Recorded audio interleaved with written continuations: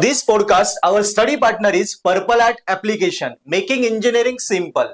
विद्यार्थी मित्रांनो, मी प्रोफेसर मंगेश खैरे तुमचं सगळ्यांचं स्वागत करतो. भरपूर मुलांनी आम्हाला रिक्वेस्ट केलेली की सर सिग्नल सिस्टीम, त्याला आपण ENTC किंवा ECE मध्ये सिग्नल सिस्टीम हा 4 सेमिस्टरला सब्जेक्ट आहे. खूप टफ सब्जेक्ट मानला जातो, त्याचा रिझल्ट पण खूप डाऊन असतो आणि त्या सब्जेक्टच्या रिलेटेड मुलांना गायडन्स हवा होता. सो मित्रांनो, तुमच्या रिक्वेस्टला आम्ही आज घेतलेलं आहे आणि तुमची रिक्वेस्ट पूर्ण करण्यासाठी त्याच सब्जेक्ट मधले जे सब्जेक्ट एक्सपर्ट आहे, सो आम्ही आज सरांना इंट्रोड्यूस इथे करतो आहोत. सो सर स्वतःची ओळख करून देतील आणि या सब्जेक्ट मधल्या तुमच्या जेवढ्या पण क्वेरी आहेत ना, मी 100% खात्री देतो आजच्या पॉडकास्ट नंतर पूर्ण क्लिअर होतील. तुम्हाला SS हा एकदम सोपं वाटायला लागेल. तुमचे पेपर कसा लिहायचा, कसा चेक होतो, काय काय मुलं चूक करतात, इम्पॉर्टंट क्वेश्चन्स कुठले येऊ शकतात, ओव्हरऑल सगळा तुम्हाला आज आयडिया क्लिअर होणार आहे सिग्नल सिस्टीम बद्दल.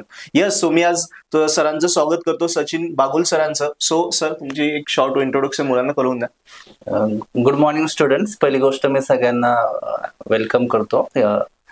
तर ऍक्च्युली मायसेल्फ, माझं नाव Sachin Gulabrao Bagul. I am working in this field as an assistant professor from last 15 years. मी मागच्या 14 वर्षापासून हाच सब्जेक्ट शिकवतो आहे, सिग्नल अँड सिस्टम. फक्त आता फरक असा आहे की पहिला हा जो सब्जेक्ट होता हा फर्स्ट सेमिस्टरला होता आणि आता तो सेकंड सेमिस्टरला आलेला आहे. तर मी बऱ्यापैकी या सब्जेक्टचा मला बऱ्यापैकी एक्सपिरियन्स आलेला आहे आणि मला भरपूर गोष्टी काही क्लिअर झालेल्या आहे या सब्जेक्ट बद्दल. ओके सर, या SS चा एवढा डाऊन रिझल्ट काय लागतो आणि एकंदरीत युनिव्हर्सिटीचा रिझल्ट किती % लागतो?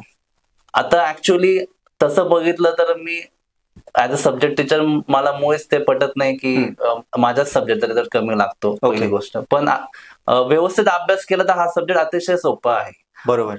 काय होतं की मुलं एकमेकांचं ऐकतात, सिनियर्स पण आणि काही टीचर्स पण मुलांना घाबरून देतात की दिस सब्जेक्ट इज व्हेरी डिफिकल्ट, हा पूर्ण मॅथमॅटिकल आहे. मुलांना ते आधीपासूनच एक दडपण असतं. पण मुलांनी असं करू नये. स्वतः जर कॉन्फिडन्स ठेवला, व्यवस्थित अभ्यास केला तर हा सब्जेक्ट अतिशय सोपा आहे. ते एकमेव कारण आहे की या सब्जेक्टचा रिझल्ट कमी लागतो. बरेचसे मुलं हा सब्जेक्ट डायरेक्ट बाजूला ठेवून देतात की आपण नेक्स्ट सेमिस्टरला करू किंवा पुढे बघू. तर असं नाही केलं पाहिजे. सर, याच्यामध्ये मॅथमॅटिक्स M3चा भरपूर कंटेंट येतो ना वाटतं? येस, बऱ्यापैकी तुम्ही बघितलं तर पूर्ण सब्जेक्ट हा न्यूमरिकल बेस आहे.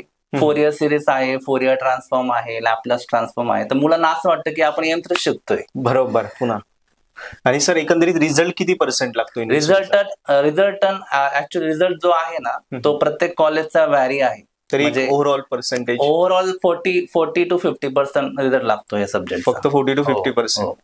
येस सर, मग आता याचं बॅकलॉग राहण्याचे कारण काय आहेत मुलांच्या स्पेसिफिक? आता मी तेच सांगितलं की बरेचसे आता डायरेक्ट सेकंड इयरचे मुलं तर हा सब्जेक्ट डायरेक्ट सोडूनच देतात. बरोबर. M3 आणि हा नेक्स्ट सेमला त्यांना असं वाटतं की उगाच आपले दुसरे सब्जेक्ट बॅक राहतील, तर याच्यात वेळ घालवण्यापेक्षा आपण हा नंतर देऊ. हे एक रिझन आहे. ते अभ्यासच करत नाही. आणि जे रेग्युलर स्टुडंट्स असतात फर्स्ट इयर थ्रू, त्यांना हा सब्जेक्ट, जे रेग्युलर हुशार मुलं असतात त्यांना हा सब्जेक्ट अतिशय सोपा जातो. ते स्कोर करतात हा सब्जेक्ट. Correct sir. आणि सर, आता याचा एक जनरली हा तर पूर्ण सब्जेक्ट म्हणजे कसं आहे, मॅथ्स म्हटलं तर पूर्ण न्यूमरिकल येतो. याच्यात न्यूमरिकल, डेरिव्हेशन, थेरी असं काही आहे का? मिक्सचर येतं का तसं? डेरिव्हेशन तर नाही आहे, पण फॉर्म्युले डायरेक्ट तुम्हाला फॉर्म्युले लागतात इथे. सपोज फोरियर सिरीज मध्ये ट्रिग्नोमेट्रिक आहे, एक्सपोनेन्शियल आहे, फोरियर ट्रान्सफॉर्म मध्ये आहे किंवा लॅपलास ट्रान्सफॉर्म आहे. तुम्हाला डेरिव्हेशन वगैरे असा प्रकार नाही, पण डायरेक्टली तुम्हाला ते फॉर्म्युले घेऊन ते कॉन्सेप्ट युज करून तुम्हाला न्यूमरिकल सॉल्व्ह करायचे. म्हणजे असं काही फार अवघड नाहीये. तुम्ही फॉर्म्युले जर लक्षात ठेवले तर तुम्ही आरामात न्यूमरिकल सॉल्व्ह करू शकतात. पूर्ण 70 मार्कला न्यूमरिकलच आहेत का? थेरी क्वेश्चन नाही, काही थेरी क्वेश्चन्स आहे, ते फिक्स थेरी क्वेश्चन्स आहे. ते दरवेळेस तेच क्वेश्चन येतात. तर ते तुम्ही केले तरी तुम्ही 28 मार्क पाडायला तर अतिशय सोपं आहे हा subject. Okay sir. Yes sir, आता या सब्जेक्टचा एकंदरीत मुलांनी अभ्यास कसा करायला पाहिजे? अभ्यासाची स्ट्रॅटेजी काय पाहिजे? आता काय होतं, काही मुलं इनसेम पण फार लाईटली घेतात. बरोबर.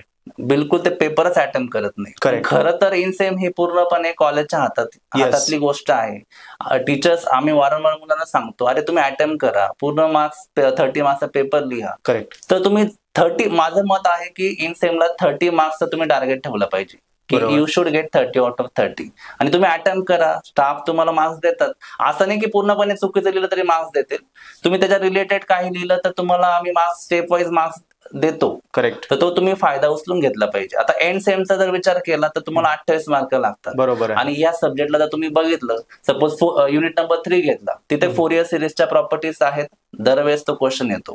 फोरियर ट्रान्सफॉर्म युनिट नंबर 4 आहे, त्याच्यात पण प्रॉपर्टीज आहेत, दरवेळेस तो क्वेश्चन येतो. लॅपलास ट्रान्सफॉर्मच्या प्रॉपर्टीज येतात. लास्ट युनिट मध्ये पण सीडीएफ पीडीएफ या प्रॉपर्टीज किंवा प्रोबॅबिलिटीच्या प्रॉपर्टीज आहेत. तर 6, 6, 12, 12, 12, 24 मार्क्स तर हेच तुमचे होतात.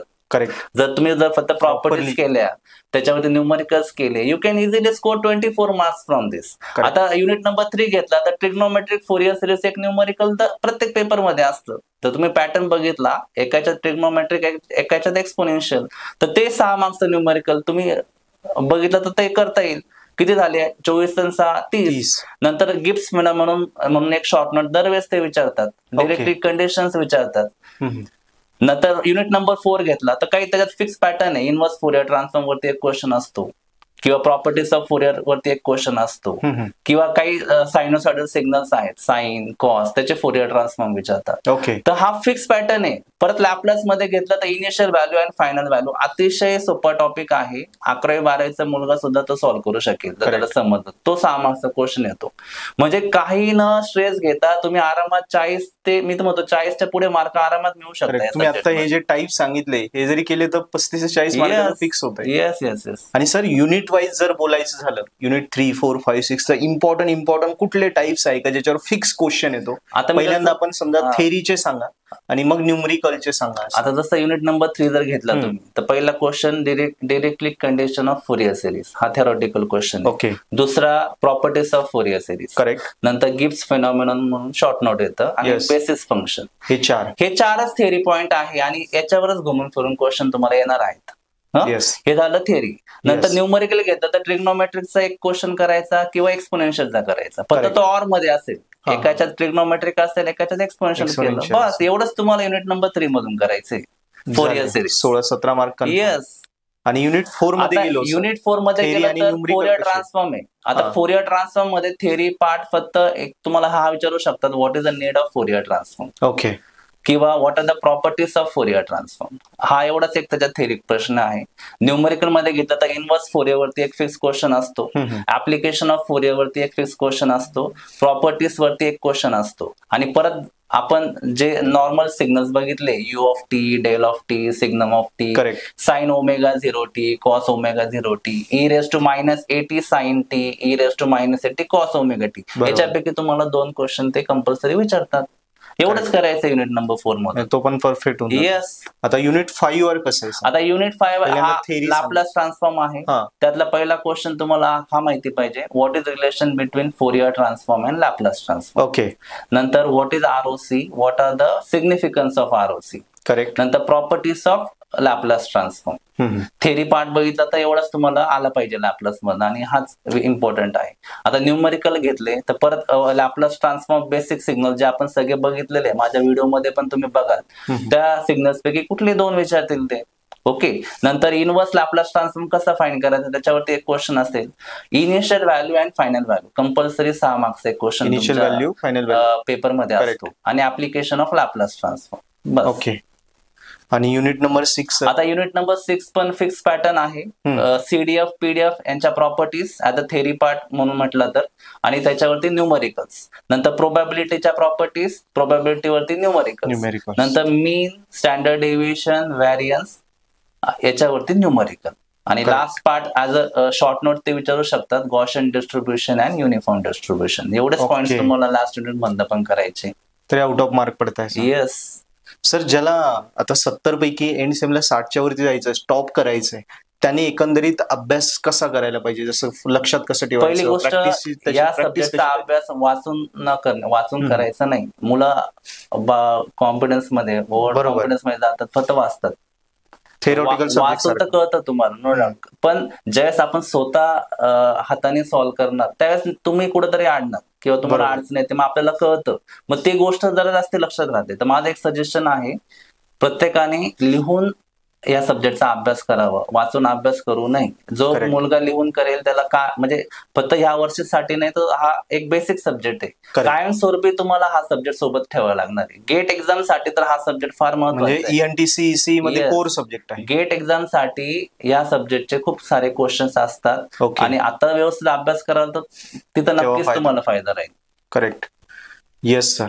आणि सर पेपर एकंदरीत कसा चेक केला जातो, त्याचा काही स्ट्रीम? आता मुलांना असं वाटतं की कसे पेपर चेक होतात, कोणी कसंही करतात, असं मुळीच नाहीये. आम्ही मुलांना पास करण्यासाठीच ऍक्च्युली असतो. बरोबर. कोणी मुद्दाम कोणी कोणाला मार्क्स कमी देत नाही. तुम्ही स्टेप वाईज आम्ही मार्क्स देण्याचा प्रयत्न करतो. सेट्सला मार्क असतात. Yes yes. Okay. आमचं एकच टार्गेट असतं की मुलगा पास व्हायला पाहिजे, त्याला कमीत कमी 28 मार्क्स आले पाहिजे. आता Correct. मुलं असे की ते पेपरच लिहत नाही, ते Okay. अटेम्प्टच करत नाही. तरी आम्ही सांगतो अरे फॉर्म्युला लिहा, पुढे 1-2 स्टेप सॉल्व्ह करा, जिथपर्यंत सॉल्व्ह करता येईल तिथपर्यंत जा. पण मुलं अक्षरशः पेपर लिहतच नाही, ब्लँक पेपर ठेवतात, पूर्ण वेळ बसतात. पहिली गोष्ट 2.5 तास तुम्ही पूर्ण वेळ बसले पाहिजे एक्झाम हॉलमध्ये, तेवढा पेशन्स ठेवला पाहिजे. बरोबर आहे. तसं स्टेप वाईज मार्क्स मिळाले तर तुम्हाला आरामात पास व्हायला काहीच अवघड नाही. आणि सर असं कधी कधी होतं बघा, एखाद्या मुलाने लिहिला पेपर 60 मार्क्स, त्याला आले फक्त 42. कुठे अशा सिली मिस्टेक्स होतात की ज्याच्यामुळे मार्क्स जातात? नाही, आता याच्यात कसं आहे, त्या मुलाने स्वतः निरीक्षण केलं पाहिजे. घरी गेल्यानंतर त्यांनी पेपर बघितला पाहिजे. ऍक्च्युली जो मुलगा व्यवस्थित अभ्यास करतो ना, त्याचं कॅल्क्युलेशन पण बऱ्यापैकी परफेक्ट निघतं की मी इतका मार्क्सचा पेपर लिहिला तर मला एवढे मार्क्स पडतात आणि तेवढा कॉन्फिडन्स असतो. आता काही मुलं कशा असतात, लिहून येतात पण त्यांना स्वतःच गॅरंटी नसते की तो काय लिहून आलाय, किंवा त्यांना कॉन्फिडन्स नसतो. बरोबर. तर असं काही नाही, जर तुम्ही व्यवस्थित पेपर लिहिला असेल तर तेवढे मार्क्स तुम्हाला मिळतातच, असं काही नाही. फक्त काही मुलं मग जसं सांगितलं की ते तिथं वेगळंच काहीतरी करून येतात आणि मग म्हणतात आम्ही तर पूर्ण पेपर अटेम्प्ट केलं होतं. बरोबर. खूप सिली मिस्टेक ते करतात, कारण त्यांचं कॉन्सन्ट्रेशन नसतं पेपर लिहिताना, इकडे तिकडे बघतात काही मुलं मागे पुढे. तर असे मुलं असतात. तर पहिली गोष्ट आपल्याला जे येतं ते व्यवस्थित सगळे क्वेश्चन अटेम्प्ट करणं हे एक मेन टार्गेट असलं पाहिजे या सब्जेक्टसाठी तरी. बरोबर. कारण की वेळ अपुरा पडतो. 2.5 तास न्यूमरिकल सब्जेक्ट आहे, कॅल्क्युलेशन करायला लागतात. तर तुमचं लक्ष फक्त तुमच्या पेपरवरती केंद्रित असलं पाहिजे, कॉन्सन्ट्रेशन केलं पाहिजे. प्लस मायनस मध्ये सुद्धा मुलं चुका करतात आणि त्यांना असं वाटतं की आपण बरोबर सॉल्व्ह केलेले, बरोबर. पण -2 सुद्धा काही मुलं +4 लिहून टाकतात. बरोबर. असंही होतं. आणि सर एक स्टँडर्ड पेपर कसा पाहिजे प्रेझेंटेशन मध्ये, म्हणजे एक्झामिनरला काय अपेक्षित आहे? एक्झामिनरला फक्त स्टेप वाईज लिहिणं अपेक्षित आहे. तुमचं थोडं हँडरायटिंग, मी म्हणत नाही की सर्वांचंच हँडरायटिंग सुंदर असतं, पण समोरच्याला कळलं पाहिजे इतपत तुम्ही लिहिलं पाहिजे. खाडाखोड जास्ती टाळावी. आन्सरला बॉक्स वगैरे, आन्सरला बॉक्स केलं तर उत्तमच आहे, पण असं काही नाही, असं माझं मत असं काही नाही की बॉक्स केल्यामुळे तुम्हाला मार्क्स जास्त मिळतील, असंही काही नाही.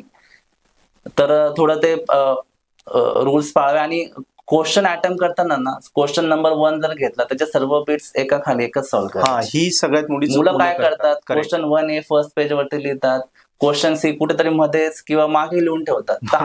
ही पहिली गोष्ट टाळायची. करेक्ट. वाटल्यास तुम्हाला वाटतंय नंतर सॉल्व्ह करायचं ना, तर त्या बीट पुरता जागा सोडून द्यायची आणि मग तो सॉल्व्ह करायचा, पण तो तिथेच सॉल्व्ह करायचा. काय होतं, शेवटी ह्युमन टेंडन्सी पेपर चेक करणाऱ्यांचे पण मार्क्स आम्हाला 2-3 ठिकाणी मार्क्स लिहायला लागतात, 2-3 पेजेस वरती. तर ते कॅरी मार्क्स करताना होऊ शकतं, मिस्टेक होऊ शकते. इकडे 8 मार्क्स पडलेले असतात, तिथे लिहिताना कधी कधी ते 4 दिले जातात, चिडचिड होऊन जाते ना 6 दिले जातात. ऍक्च्युली स्टाफचं पण चिडचिड नाही केली पाहिजे, एवढे पेपर असतात, पण मुलांनीच शक्यतो ते अवॉइड करायचं. बारीक बारीक गोष्टी आहे. Correct sir. त्याच्यामुळे ते प्रॉब्लेम होणारच चेकिंग मध्ये पण. असं. आणि सर एक आहे की ज्या तुमच्या SS मध्ये ज्या डायग्राम्स आहे, जे साइन कर, कॉस कर, हे सगळे आहे, हे पेन्सिलीने काढावे लागतात का वगैरे प्रॉपरली? असं कंपल्सरी नाही, लेबल वगैरे. इट इज नॉट कंपल्सरी की तुम्ही ते पेन्सिलने ड्रॉ केलं पाहिजे. फक्त पेन्सिलने ड्रॉ करण्याचा फायदा एक आहे, तर आपल्याला असं वाटलं बुवा काही आपण चुकीचं ड्रॉ केलं, बरोबर, तर रफ करून आपण ते पटकन करेक्ट करू शकतो. ओके. तर एक्झाम आता तर एंड सेमला तुम्हाला ऑपरेशन्स ऑफ सिग्नल नाही, पण पहिल्या युनिटमध्ये आपण सिग्नल स्केच करतो, ऑपरेशन्स परफॉर्म करतो. बरोबर. तर त्यावेळेस पेन्सिलने, तर मी तर माझ्या मुलांना तेच सांगतो की पेन्सिलने ड्रॉ केलं तर बरं उत्तम राहील. तसं युनिट नंबर 3, 4, 5, 6 मध्ये असं जास्ती डायग्राम ड्रॉ करण्याचं जास्ती काम नाही तुम्हाला. Okay sir, PYQ previous year question पेपरचा फायदा होतो का, त्याचा स्टडी कसा करावा? आता तुम्ही जर बघाल मागचे 4-5 क्वेश्चन पेपर जर बघाल, सेम पॅटर्न आहे एसएसचा. ओके, पॅटर्न रिपीटच होतो, फक्त व्हॅल्यूज चेंज होत आहे. ओके. तर तुम्ही मागचे 4-5, आता माझं मत असं आहे की तुम्ही बेसिक्स जर व्यवस्थित करून गेलात ना, तर कुठलंही एक्झाम्पल आलं तर तुम्हाला सॉल्व्ह करता आलं पाहिजे. करेक्ट. तर हा सब्जेक्ट म्हणजे थेरी क्वेश्चन फिक्स आहे, तुम्ही ते पण बघितलं तर कळून येईल. जे थेरी क्वेश्चन्स आहेत ते फिक्स आहेत, तेवढेच करा. आणि न्यूमरिकल्स पण फक्त व्हॅल्यूज चेंज होत आहे. तुम्ही पेपर बघण्यापेक्षा पण माझं एक मत आहे की तुम्ही जे स्पेसिफिक टॉपिक्स आहे तेवढे व्यवस्थित करून जा. कुठलाही न्यूमरिकल आता तुम्हाला सॉल्व्ह करता आलंच पाहिजे. येस, म्हणजे प्रिव्हियस इयरच्या क्वेश्चन पेपर जर केल्यात तर निश्चित त्याचा फायदा होणार विथ ऑप्शन केल्या. करेक्ट. सर, अजून काय तुम्ही एक शेवट सल्ला देऊ शकता मुलांना की या एसएसच्या बद्दल, कारण ज्याचं समजा आता इनसेम डाऊन आहे, कारण कितीतरी पोरं एसएस मध्ये क्रिटिकलला गोल्डनला आहेत.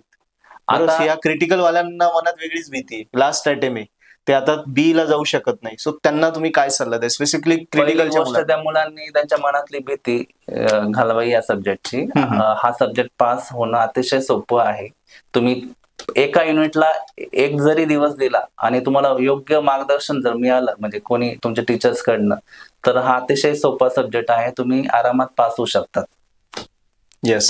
सो मुलांनो, सरांना पुन्हा एकदा आपण थँक्स करूया. खूप सुंदर सरांनी गायडन्स दिला आणि सगळ्यात महत्वाचं पेपर पॅटर्न सरांनी एक्सप्लेन केला. त्याच्यानंतर पेपर कसे चेक होतात, टीचर्सशी मुलांनी पेपर कसा लिहावा, पेपर पॅटर्न झाला, त्याच्यानंतर IMP थेरी क्वेश्चन्स कुठले, न्यूमरिकल कशावर येतात. सरांनी ओव्हरऑल पूर्ण सब्जेक्टचं तुम्हाला एक स्ट्रक्चर क्लिअर करून दिले की एवढा मोठा सब्जेक्ट आहे ना, घाबरायचं नाही, हे फिक्स आहे, हे करा, अशा प्रकारे पेपर लिहा. बारीक बारीक गोष्टी सरांनी त्यांच्या एका प्रगल्भ अनुभवातनं आपल्याला क्लिअर केलं. सो मलाही खात्री आहे की तुम्हाला आवडलं असेल. सरांनी सांगितलेलं पूर्ण आयडिया क्लिअर झाली असेल. सो आता सरांनी जे सांगितलंय ते प्रॉपरली पुन्हा एकदा व्हिडिओ बघा, लागलं तर लिहून घ्या, जे इम्पॉर्टंट पॉईंट सांगितले त्यानुसार अभ्यासाला लागा आणि तुमचा एसएस 100% गॅरंटेड तुम्ही स्कोर करा. सरांना थँक्यू म्हणूया. धन्यवाद सर. Okay, thank you sir.